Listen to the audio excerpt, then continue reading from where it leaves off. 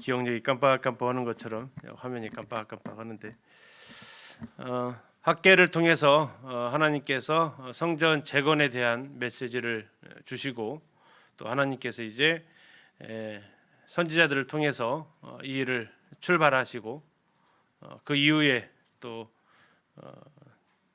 페르시아의 제국의 왕조를 바꾸시고 또 그런 가운데에서 일하시는 것을 같이 이렇게 보았습니다. 오늘은 이제 스가랴를 통해서 같이 살펴보도록 하겠습니다. 우리 성도님, 제가 자꾸 신경 쓰이게 하네요. 잠시만요.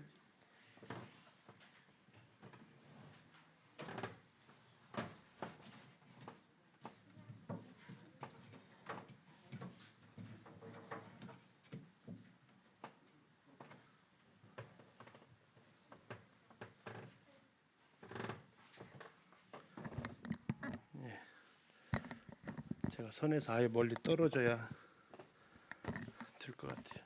접촉이.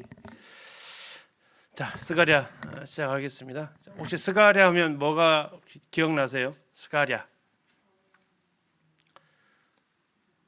어떤 게 딱 제일 먼저? 여호수아, 예수아, 여호수아 제사장. 예. 또 뭐가 떠오르세요? 금식. 예, 금식. 예. 그리고 제일 먼저 나올 말씀이 안 나오네요. 아마 나귀를 타신 거 그것이 이제 스가랴 9장 9절 말씀이 제일 많이 인용되는 말씀이기도 합니다. 혹시 근데 한 번 더 생각해 볼 것은 스가랴 말씀을 주일날 강단 말씀 통해서 들어보신 적 있으실까요? 어떻게 한 구원받은 지 30년 이상 되신 분들 중에 스가랴 말씀을 주일날 들어보신 분 계세요? 거의 안 들어보셨죠? 거의 안 듣습니다.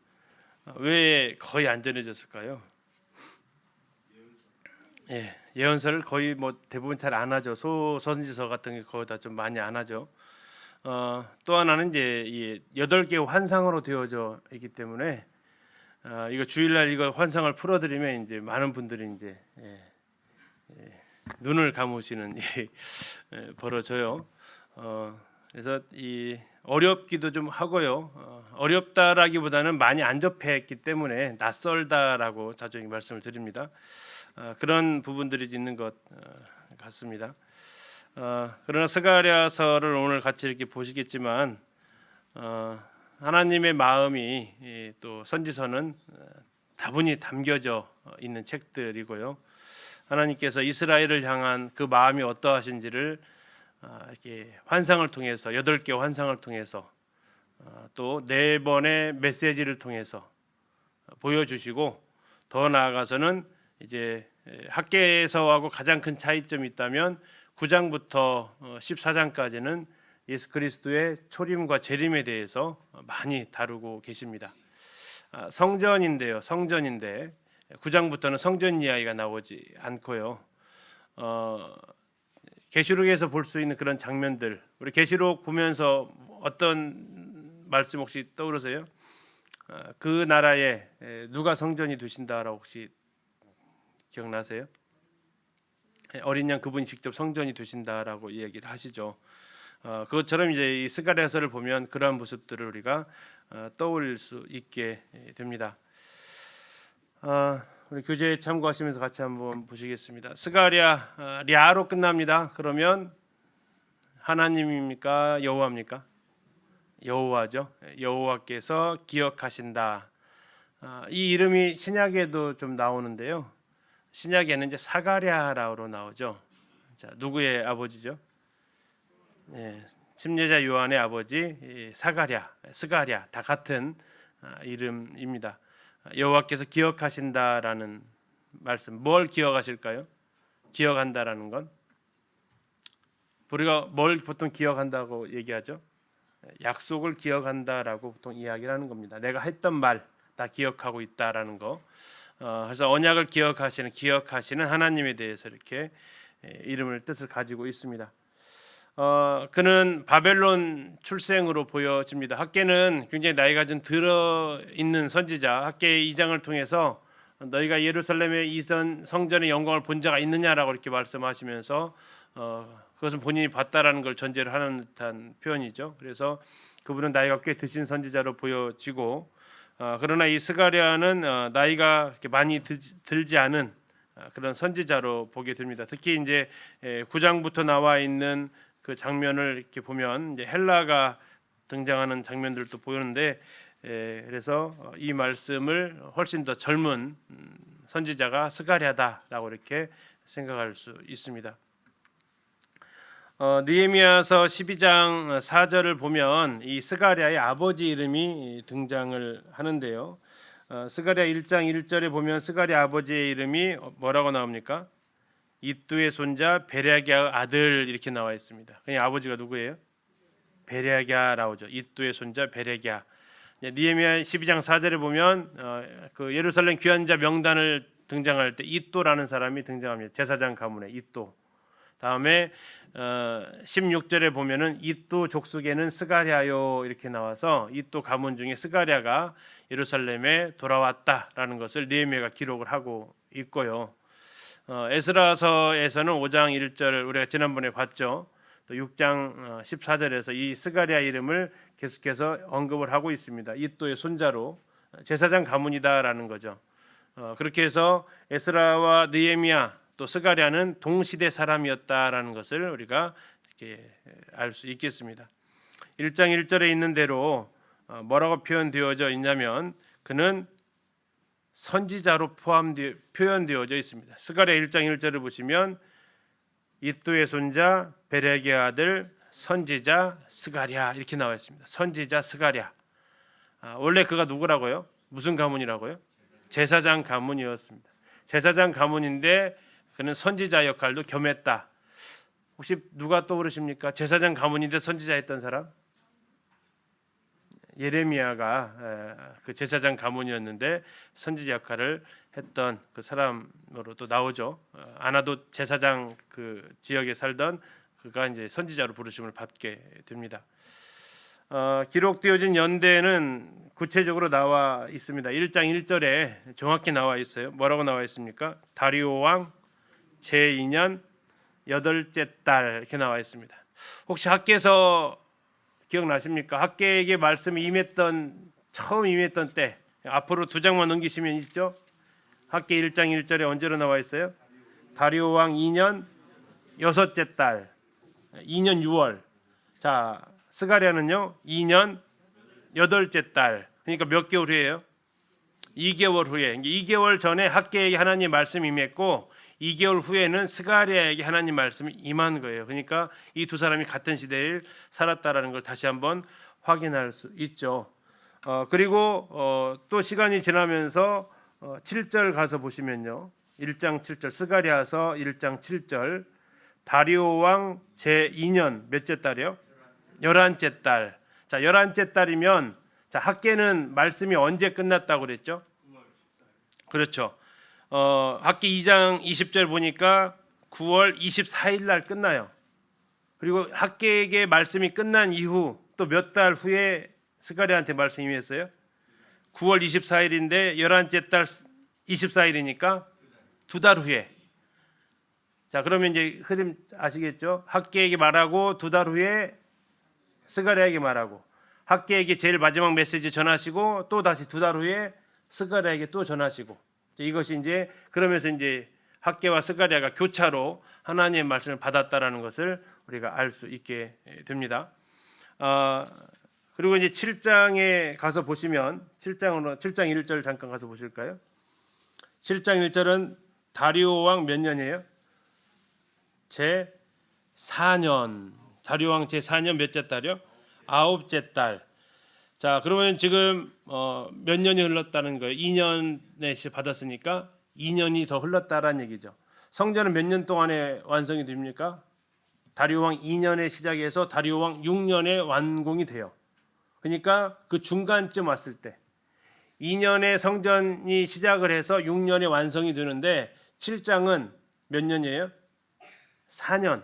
그러니까 성전의 중간 정도 공사가 진행될 때 하나님께서 7장에서 또 이렇게 말씀을 하셨다라는 것을 알 수 있죠. 그러니까 이때가 이제 다리오 왕 1년은 이제 스가랴서 1장 1절은 BC 520년이다 생각하시면 되고요. 스가랴서 7장 1절은 2년이 지났으니까 BC 518년이다라고 생각하시면 되고, 그럼 성전 완공은 몇 년이에요? 다시 2년이 지나니까 BC 516년에 성전이 완공된다. 막 숫자 나오면 또 머리 아프신 분들 계시죠? 예. 이렇게 시간이 되어진다라는 겁니다. 다시 한번 연도를 다시 정리하면 536년에 BC 536년에 고레스의 명을 받고 이 땅에 도착을 합니다. 그렇죠? 그리고 나서 그 다음 해에 성전 기초를 놓기 시작을 해요. 그리고 몇 년간? 16년간. 네, 16년간 520년까지 성전 건축이 중단이 됩니다.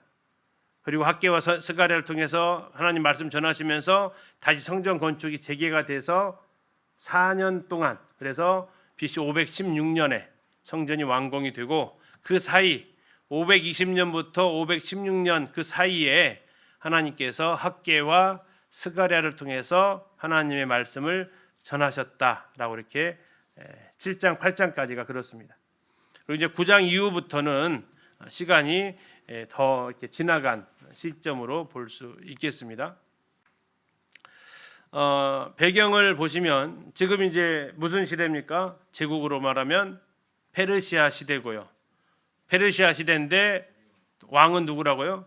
다리오 왕이라는 거. 자, 이 부분을 기억을 하시면서 배경을 보시면 되겠습니다. 자, 유대인들은 바벨론에서 가나안 땅으로 귀환했습니다. 누구 왕 때였죠? 페르시아 시대에 고레스 왕 때 귀환을 한 겁니다. 그러나 그들이 영적인 무관심과 율법의 무지, 그리고 도덕적 불의의 삶이 심각한 문제였다. 이제 우리 스가랴서를 쭉 읽어보면 당시의 심각한 영적인 상태, 도덕적 상태를 볼 수 있어요. 그리고 하나님께서는 말씀하시는 거, 제발 이거 다 바벨론으로 도로 가져가 버려라 라고 하시는 그 환상을 보여주시기도 합니다. 금식, 외형적인 종교 생활을 해요. 금식을 합니다. 그런데도 불구하고 금식은 하나님을 위한 금식이 아니라 그냥 종교적인 의식에 지나지 않았습니다. 하나님이 기뻐하시는 금식을 이사야에서 말씀하고 있는데 그 내용은 싹 빼먹고 뭐만 남았어요? 형식만 남아 있어. 형식만. 자, 거기에 대해서 하나님께서 이제 또 책망하시는 부분들이 나와 있습니다. 아무튼 그들이 돌아와서 성전 기초를 놓았지만 이게 방해받으면서부터 이제 더 이상 그들이 여기에 마음을 쓰지 않았다라는 것을 우리는 학계를 통해서 보아왔습니다. 자, 하나님께서 말씀하시는 거죠. 하나님의 축복을 받기 전에 먼저 성결되어져야 될 것, 그들의 삶이 성결해야 했다. 학계서에서 말씀하는 것도 우선순위라고 말씀드렸죠. 먼저 뭘 해야 될 것인지에 대해서 하셨죠. 두 번째 보시면 또한 성전 재건을 중단하고 몇 년 동안 중단했다겠죠? 16년간 중단을 합니다. 중단하고 있었던 백성들을 위로하고 격려해서 성전 재건을 완성하도록 독려할 필요가 있었다라는 겁니다. 성전의 완공은 메시아 영광을 상징하고 메시아가 임재하실 처소를 마련하는 미래에 대한 소망을 일깨워주기 위함이다라는 것을 보여주는데요. 이 환상을 통해서도 보여주고 메시지를 통해서도 또한 아울러 보여주고 있습니다. 학계는 환상이 아니라 직설적으로 얘기했어요. 직설적으로. 그렇게 해가지고 왜 너희들이 가난한 줄 알았느냐, 하는 일마다 왜 안 됐는지 알았냐, 성전을 짓지 않았기 때문이다라고 그냥 대놓고 말했어요. 돌려 말하지 않고.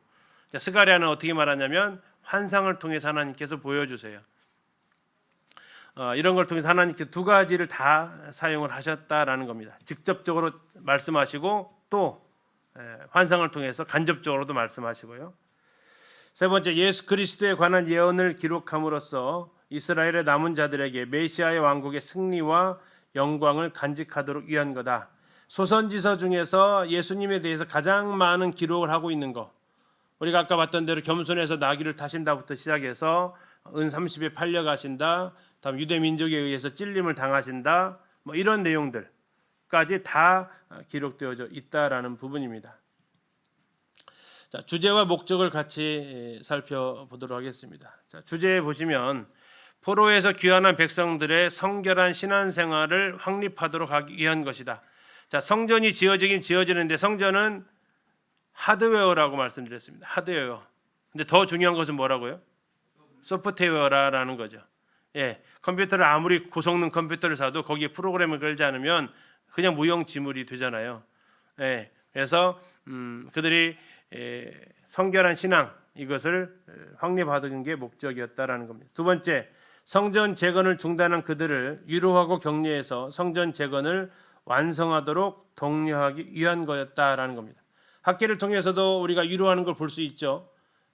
기초해놓고 기단 쌓아 올렸는데 형편없게 초라해 보이니까 이전 영광보다 더 미래 영광이 더 위대할 것이다라고 이렇게 격려하는 거 우리가 같이 볼 수 있었습니다. 세 번째는 예수 그리스도에 대한 예언을 통해서 메시아 왕국의 승리와 영광을 마음속에 간직하도록 하기 위한 것이었다라는 겁니다. 예수 그리스도에 대한 예언 스가랴 9장부터 14장까지 6장에 걸쳐서 아주 많이 언급을 하고 있습니다. 자, 특징입니다. 첫 번째, 스가랴는 영감이 풍부한 선지자로서 환상들을 제시하고 있다. 환상이 몇 개 나온다고요? 8개 나온다는 겁니다. 8개. 그리고 그 8개는 스토리처럼 구성이 되어져 있어요. 그냥 막 외우는 게 아니고 이게 쭉 흐름을 가지고 있다라는 겁니다. 이따 보시면서 같이 좀 살펴볼게요. 미래를 말하는 책입니다. 그래서 구약의 묵시록이다, 구약의 계시록이다라는 별명을 가지고 있어요. 그래서 9장부터 14장까지를 풀려면 요한계시록, 다니엘을 같이 병행해야 되는 그런 책이기도 합니다. 스가랴의 예언은 메시아에 대한 독특한 강조점을 두고 있다. 초림에 대한 메시아, 재림에 대한 메시아를 다 언급하고 있고 천년왕국의 모습까지도 내다보고 있습니다. 그러니까 소선지서지만 결코 짧은 책이 아니다라는 걸 알 수 있죠. 범죄한 자에게 징벌이 있고 그러나 그들이 회개하면 구원을 받는다라는 분명한 메시지를 전하고 있고요. 세 번째로 메시아에 대한 구체적 예언을 하고 있습니다. 처음에는 종의 모습으로 오신다라는 겁니다. 마치 식물이 처음에는 싹의 모습으로 등장하죠. 어떠한 식물이든지 싹이죠. 그러나 그 싹이 자라면 어떻게 돼요?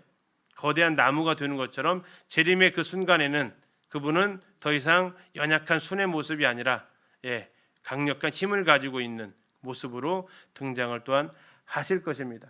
그래서 이제 스가랴서를 읽어보면 초림하시는 모습은 이 순으로 비유를 하고 있어요. 싹으로. 근데 재림하시는 모습은 돌로서 표현하고 있어요. 돌은 강한 거잖아요. 그걸 가지고 다니엘서 2장에 나와 있었던 느부갓네살의 그 신상을 깨버렸던 게 뭐죠?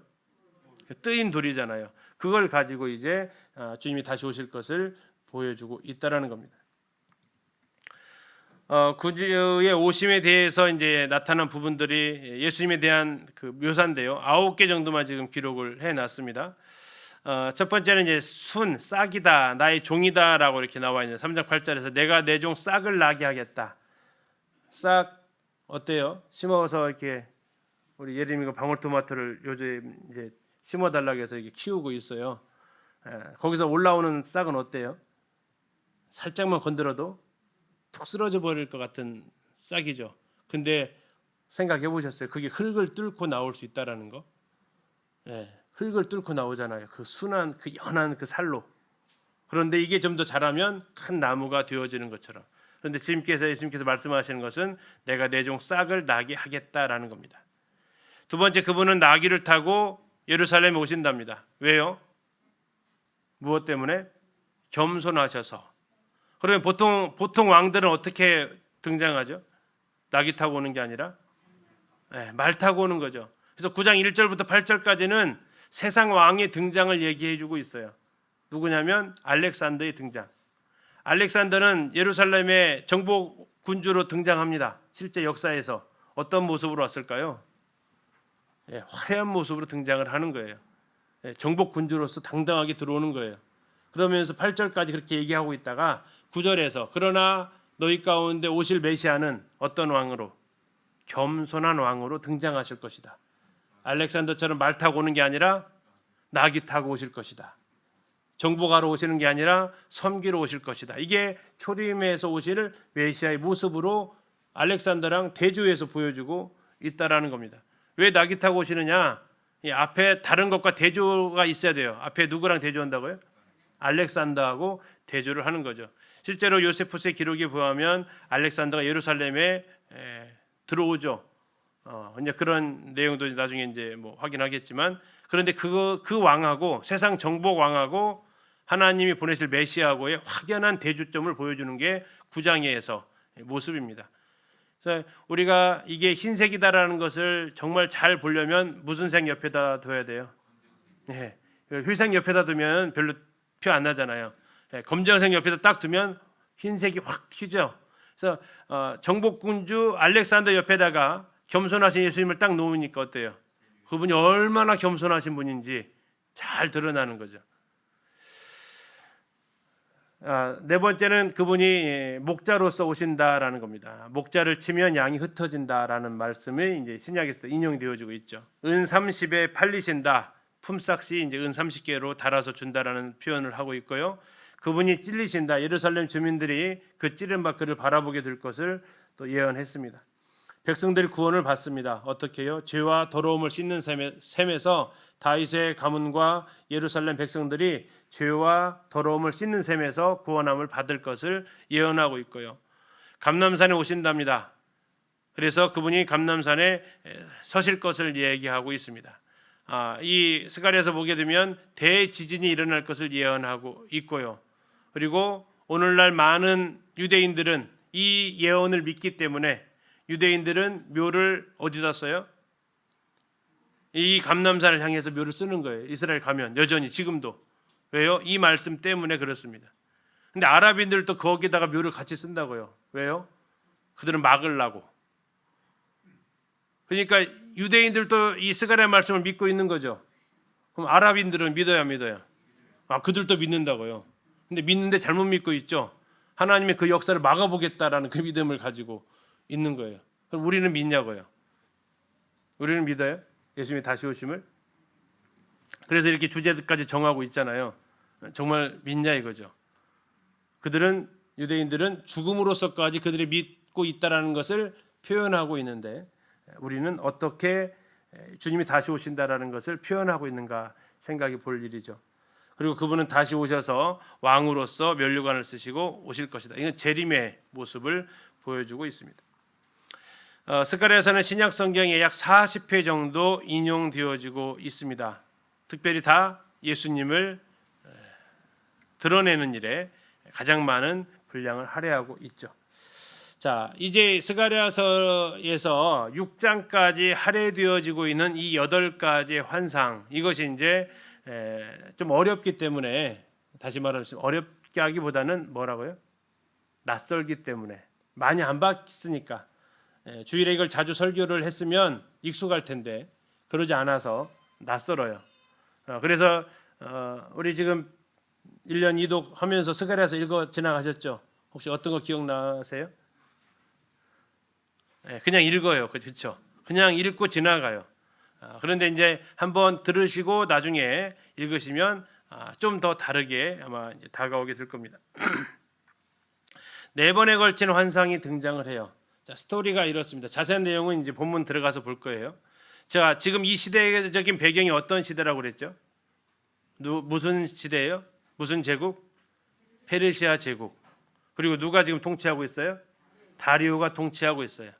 자, 고레스 가문에 대한 그 혼란을 수습을 하고 이제 제국이 무슨 상황이 들어가냐면 안정기로 들어갔다라는 상황입니다.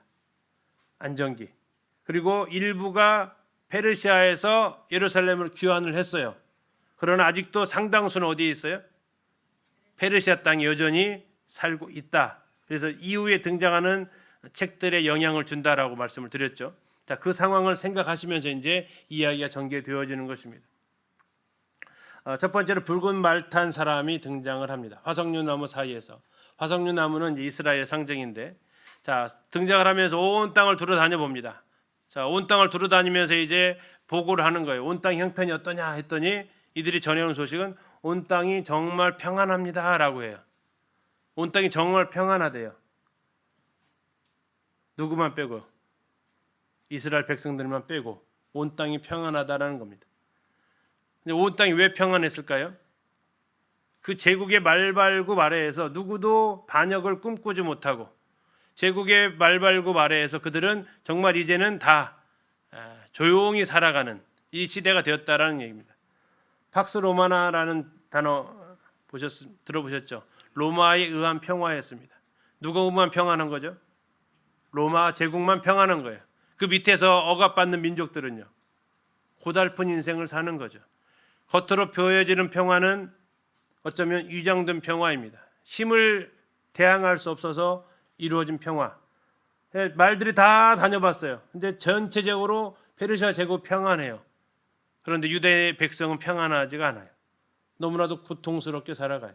하고 싶은 것 자체를 성전 짓는 것조차도 마음대로 할 수가 없는 상황 가운데 살아가고 있었단 말이에요.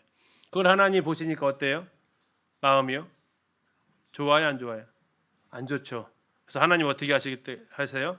내가 이러한 지금 이 가장된 위장된 평화를 만들어낸 그 제국들을 징벌하겠다.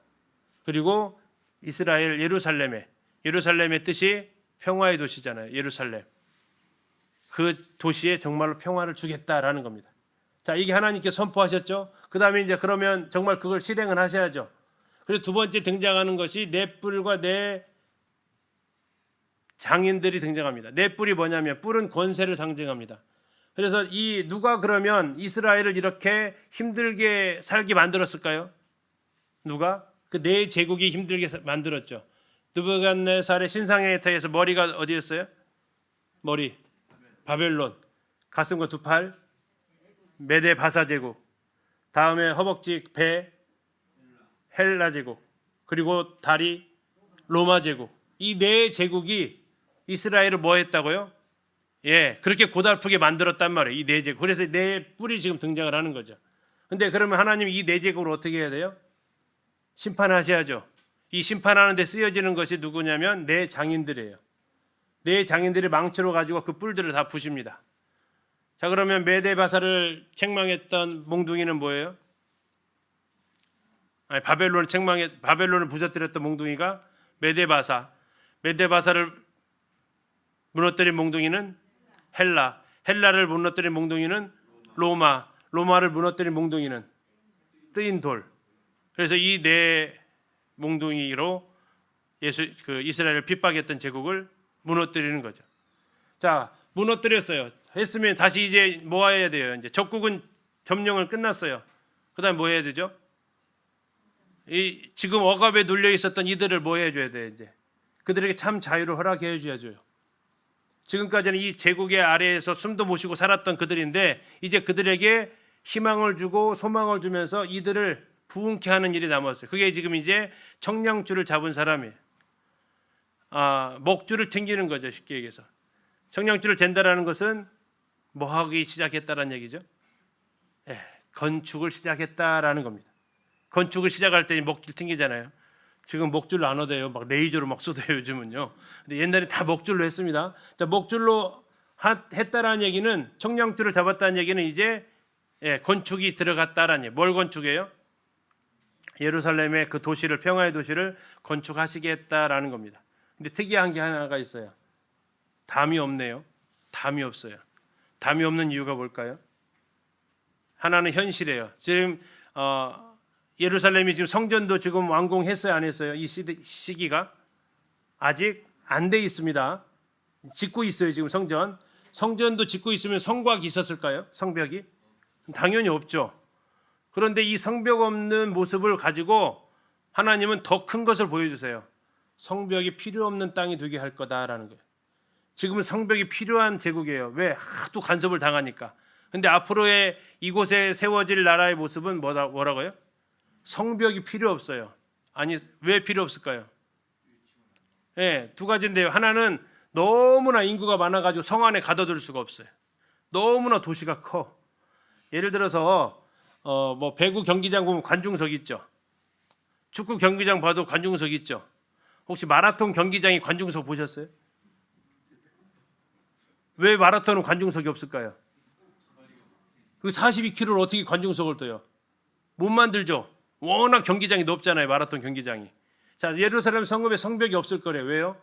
성이 워낙 크니까 이거 성벽을 쌓을 수 없을 정도로 많은 부흥이 있을 거래요.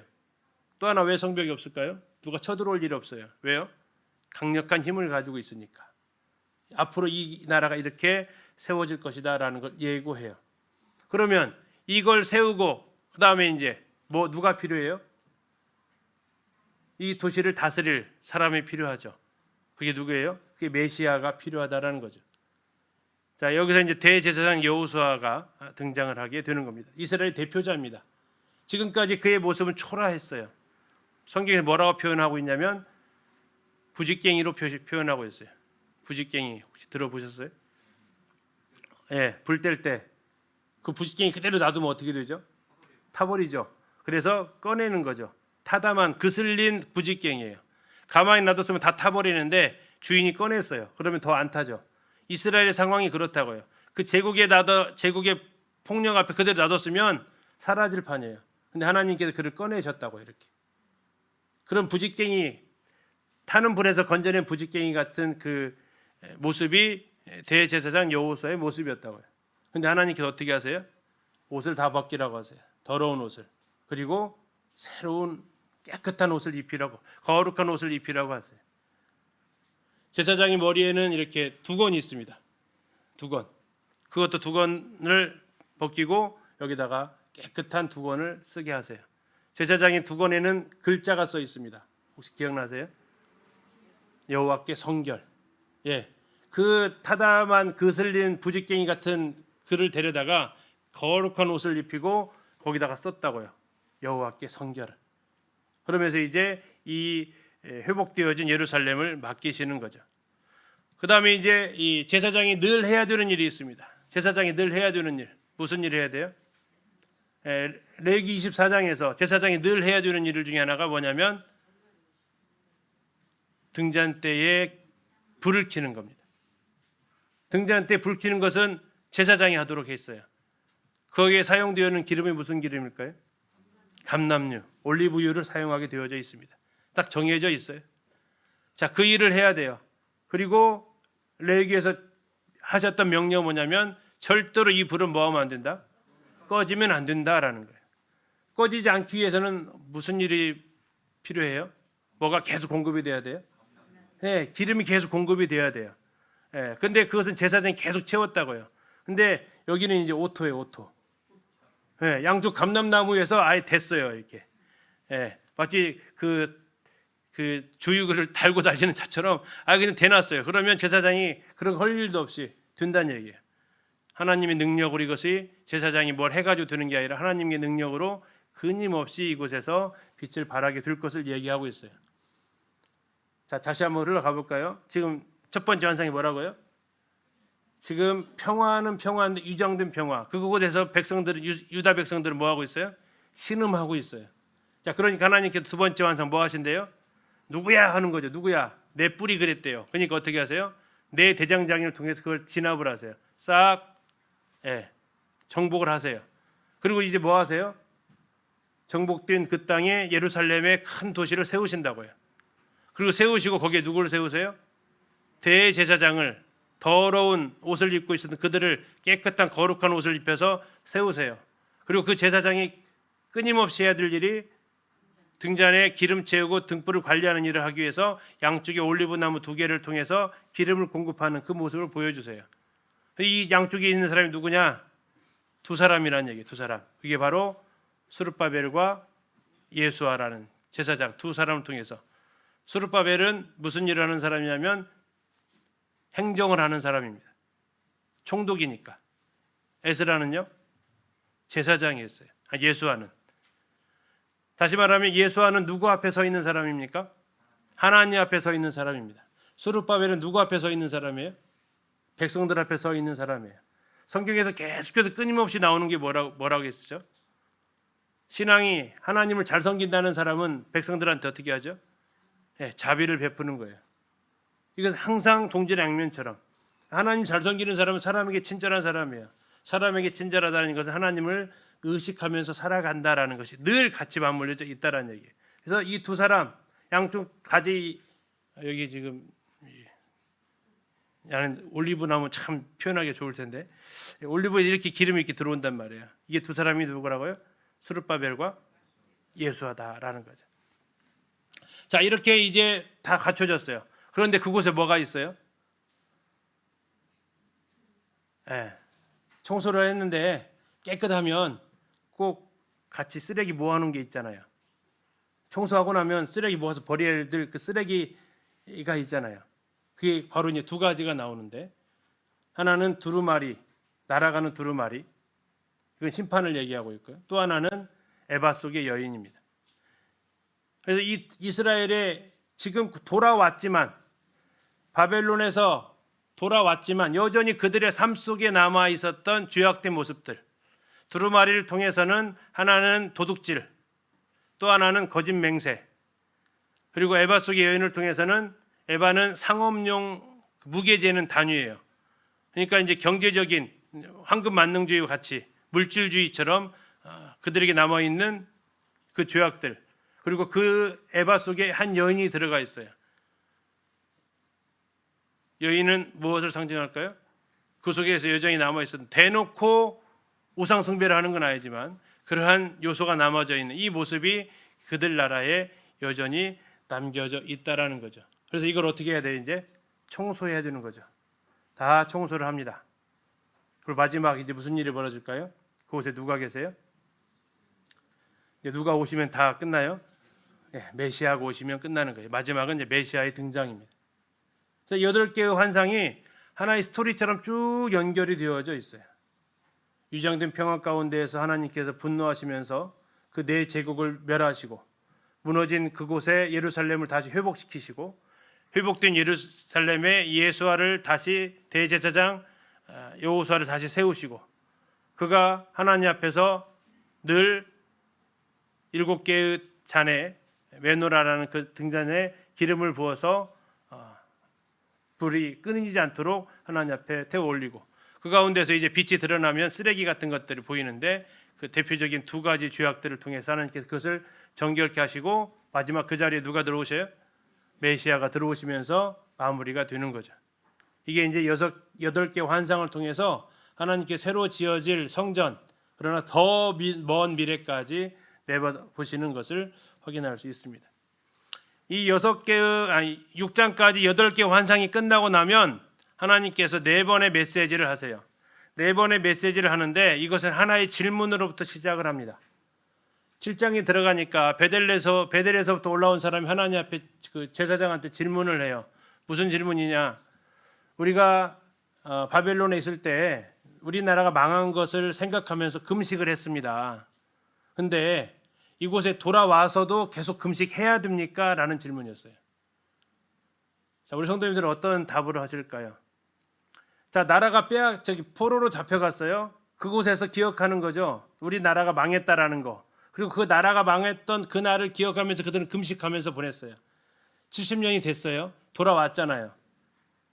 돌아왔는데 그러면 그 망했던 날을 생각하면서 했던 그 금식을 해야 될까요? 이제는 안 해도 될까요? 어떠세요? 옆에 분하고 토론 한번 해보실래요? 해야 될까요? 안 해야 될까요? 그걸 가지고 질문하러 온 거예요. 그걸 가지고 질문하러 와요. 하나님 뭐라고 대답했을까요? 해야 된다, 안 해야 된다 대답을 하셔야겠죠. 하나님께서 이렇게 질문하시는 거예요. 금식 왜 했는데? 누굴 위해 했는데? 하냐, 아냐, 아니, 너희들 지금 하느냐, 마느냐로 나한테 질문하는데 나는 너희한테 묻고 싶다라는 거예요. 뭘? 왜 했냐, 여태까지? 누굴 위해서 했냐? 내가 하라고 한 적 있냐? 너네들이 하고 싶어서 했지 않았냐? 근데 어떻게 했냐? 정신을 지켰냐? 아니다, 형식만 남았지 않았냐? 대답하려고 했던 게 무색해지죠. 해야 된다, 안 해야 된다. 이게 아니에요. 하나님 입장에서는 해야 된다, 안 해야 된다 그 차원이 중요한 게 아니었어요. 하나님은 뭐를 물어보신다고요? 왜 했냐 거예요. 왜 했냐? 나 그거 시킨 적 없다라는 거예요. 니네들이 하고 싶어서 해놓고. 근데 그러면 하려면 잘하지. 하려면 잘하지. 형식만 남아놓고 내용은 쏙 빠졌어요. 이사야를 통해서 하나님이 기뻐하시는 금식에 대해서 분명히 얘기를 했어요. 근데 그들이 그 금식의 의미는 하나도 안 지켜요. 그냥 생각하는 거예요. 5월달 가정의 달이죠. 그죠? 어린이날 왜 하죠? 무슨 날이에요? 우리 아이들의 기억 속에는 선물 받는 날이에요. 어린이날에 대한 그 의미나 가치를 설명해 주려면 아이들이 듣기 싫어해요. 아니 그건 됐고요. 그냥 선물이나 줘요. 이런 듯한 분위기예요. 의미 없어요. 또 무슨 3일 후에 무슨 날이 있죠? 어버이날 있죠. 혹시 아이들이 그 어버이날 때문에 어린이날이 편하지 않다는 거 아십니까? 5학년 정도 되니까 그 얘기를 하더라고요. 저 어버이날 왜 하죠? 뭐만 남아 있어요 혹시? 무슨 선물 해드릴까? 뭘 사드릴까?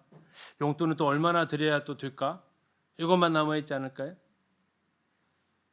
5월 15일 스승의 날이 이제 저만치 가버렸어요. 이제 그 나이 계산을 의미조차가 없어진 날이 돼버렸고 뭐만 남았어요? 형식만 남았어요. 그 날을 세웠던 그 근본 의미는 싹 사라져 버렸어요. 그리고 그날은 그래서 흔히 무슨 날이라고 하냐면 부담스러운 날이 돼버렸어요. 어린이날이 부모들에게는 부담스러운 날이 됐고 어버이날이 자녀들에게는 부담스러운 날이 돼버렸어요.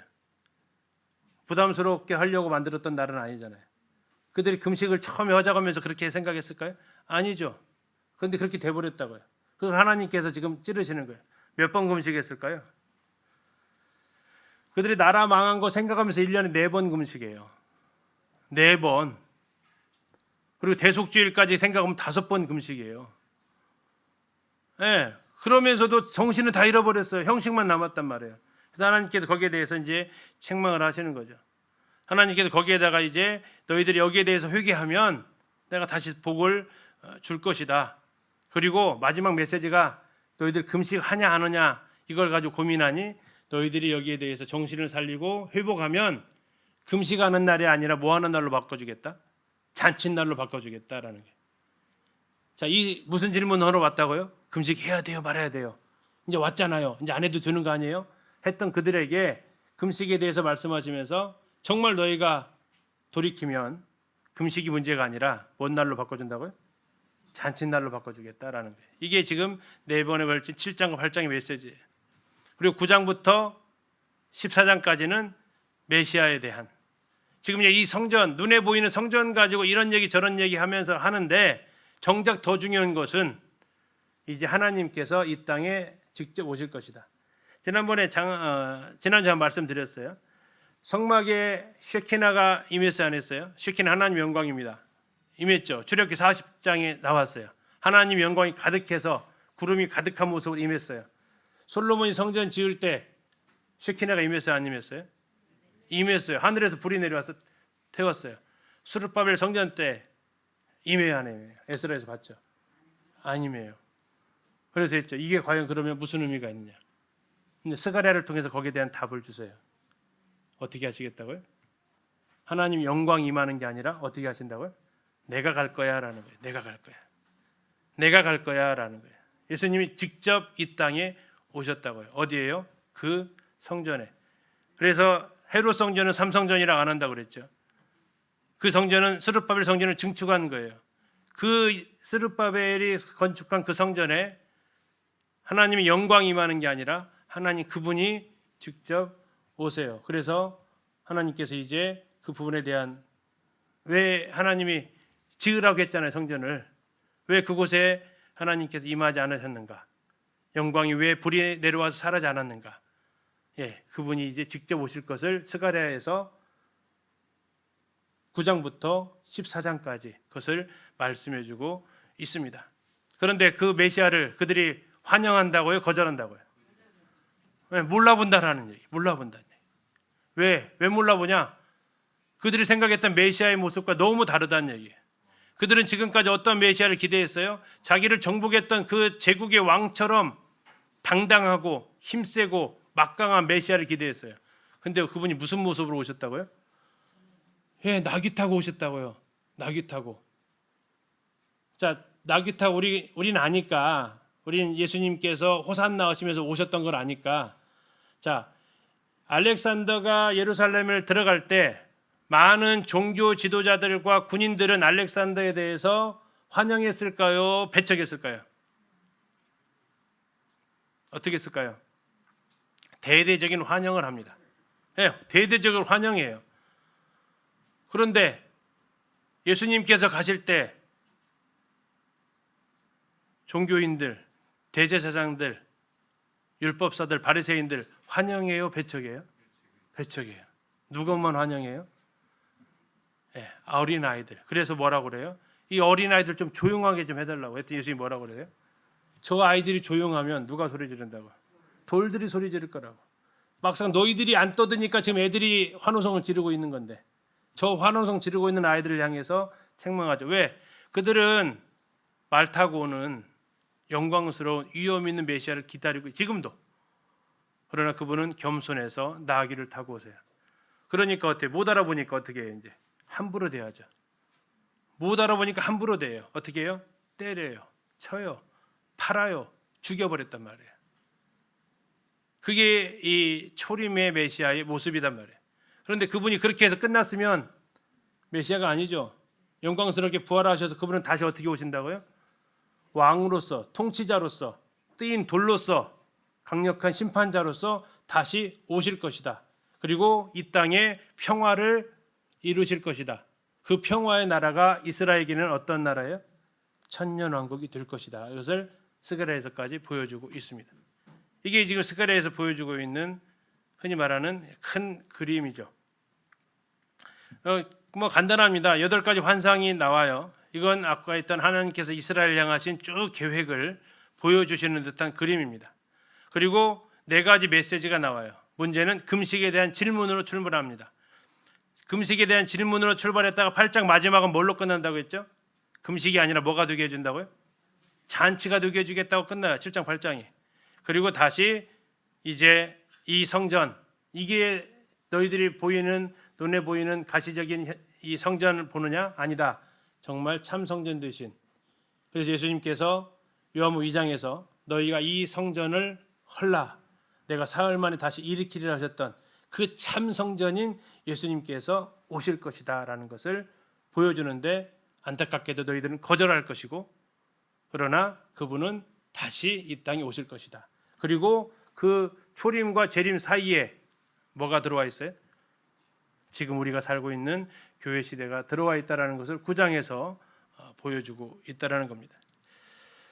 자, 그래서 스가랴서 1장부터 14장까지는 뭐 간단합니다. 1장에서 이제 하나님께서 말씀하시면서 내가 이런 큰 계획을 가지고 있다. 그러니까 돌아와라 하십니다.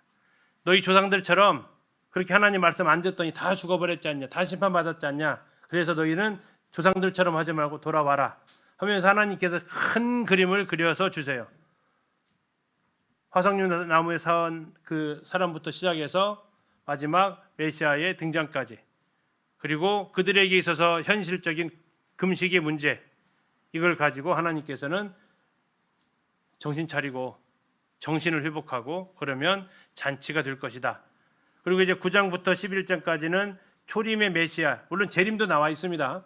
초림 메시아에 조금 더 중점을 두고 기록하고 있고, 12장부터 14장까지는 다시 오실 메시아, 재림의 메시아에 대해서, 그리고 그분이 이루실 평화의 나라 천년왕국까지 내다보고 있는 거죠.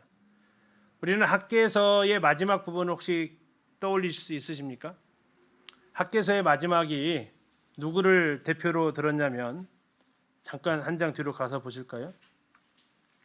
학개서 2장 23절에 만군의 여호와가 말하노라 스알디엘의 아들 내 종 스룹바벨아 여호와가 말하노라 그날에 내가 너를 세우고 너를 인장으로 삼으리니 이는 내가 너를 택하였음이니라. 여기에 있는 스룹바벨, 누구를 상징한다고 그랬죠? 바로 이게 메시아를 상징하는 겁니다.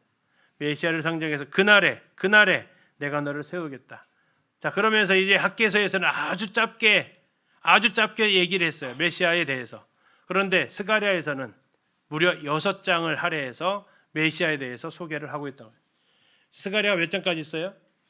14장까지 있어요. 근데 외우기 쉬워요. 6장, 2장, 6장이에요. 6장 앞에 6장은 8가지 환상이에요. 그리고 가운데 2장은 금식으로 시작되어진 4개의 메시지예요. 그리고 뒤에 6장은 예수님의 초림과 재림의 이야기 단계 6으로 되어져 있어요. 그래서 우리가 자주 안 봐서 그렇지 어려운 책은 아니다. 자, 8개 환상에 대해서 대략 흐름 잡으셨어요? 한번 머릿속으로 한번 쭉 스토리 한번 가보실래요? 위장된 평화 가운데에서 신음하는 백성들, 내가 그들을 구원해 주겠다. 그렇게 해서 그들을 못살게 구는 네 개의 기둥 뿔을 꺾으시겠다. 꺾고 난 뒤에 내가 그들에게 이제 그 예루살렘처럼 평화의 도시를 건설해 주겠다. 건설된 그곳에 대제사장 여호수아를 거룩한 모습으로 세우겠다. 그리고 그 거룩한 옷을 입은 대제사장은 이제 하나님 앞에 사람의 힘으로 되지 않고 여호와의 영으로 되는 능력으로 되는 그 기름을 부으면서 양쪽에 이제 스룹바벨과 여호수아의 그 감람나무를 통해서 그 일을 영원히 계속해서 해 나갈 것이다. 그러나 그곳에 죄악이 남아 있었는데 두루마리에 기록되어진 거짓말, 도둑질과 거짓 맹세, 다음에 상업주의와 우상 숭배 이런 것들을 하나님께서 해결하시겠다. 그리고 마지막에 메시아가 오셔서 영원히 통치하시겠다. 이게 8가지의 환상의 흐름이 되겠습니다. 잠시 쉬었다가 9시 10분에 1장부터 같이 살펴보도록 하겠습니다. 9시 10분에 시작하겠습니다.